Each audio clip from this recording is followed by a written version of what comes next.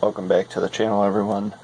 Today we are reviewing the Ryobi 2-in-1 edging and weed whacker tool, or weed whip, whichever you guys call it. You'll probably hear me refer it to both. Anyway, this is runs off a battery, so there's that, and as all Ryobi tools, they're interchangeable, so that's cool. So if you have more than one Ryobi tool, don't need to worry about a battery, although this came with one.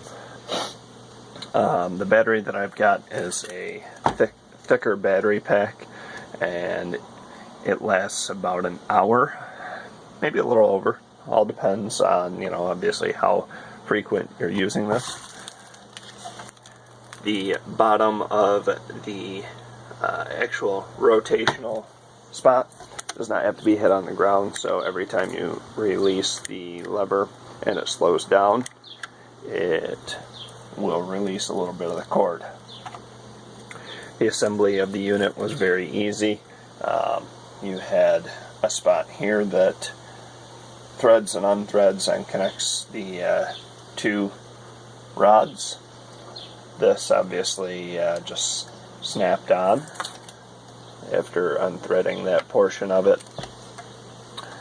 When the tool is in the edging mode, it does have a wheel to help assist. To rotate it to the weed whip side, you would just press that lever with your foot. Obviously, I'm not going to be running this well in the video. That's way too hard to hear people, or hear me, sorry. So now at that point, it's ready for the weed whip tool. So, real easy transition between the two units. Like I said, just a quick step of the lever, and I've heard that if that seizes up at all, just add a little bit of WD-40 and it ends up working like a charm. As far as what size cord to use, 0.8 worked out real well. Anything bigger will not fit through the hole there. So as far as the lines that the edging portion of the tool makes, it does real well, cuts real deep, and then you don't have the big bulky gas machine for just edging a yard.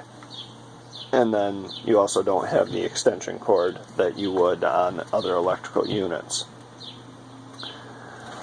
So, definitely a lot of pros to this. The only con I ran into, and it could be solved because I do have other Ryobi batteries, was that one battery is not enough to finish my whole yard. So, that would be the only thing I think you may run into. There's plenty of storage in it for the cord. Every so often this has been getting hung up, but again, a little bit of WD-40 fixes that, nothing too terrible. So the only downside is that you may need more than one battery to finish your yard, depending on how large it is, how much edging and weed whipping you have to do. So other than that, it really works real well. I love the fact that you don't have to sit there and hit it on the ground to release a little bit more cord. You can just hold this down, otherwise the trigger's, safety. So, and then as it slows down, it'll release more cord, and then you just pick right back up. So, and then it does have two different speeds as well, high and low. I always run it in the high. And then the other thing, and I say this speaking from experience at this point, just make sure to wear safety glasses when operating this unit. I did get a rock in my eye because I was not, and I realized that was stupid, and self-acknowledgement. So, I do wear safety glasses and highly recommend anybody that uses a tool like this to use safety glasses as well. But anyway, that's the Ryobi Weed Whip in 1 unit. I definitely love this thing. Make sure you get an extra battery or two, and then also check your size of the cord that you put in. But other than that, the unit works great.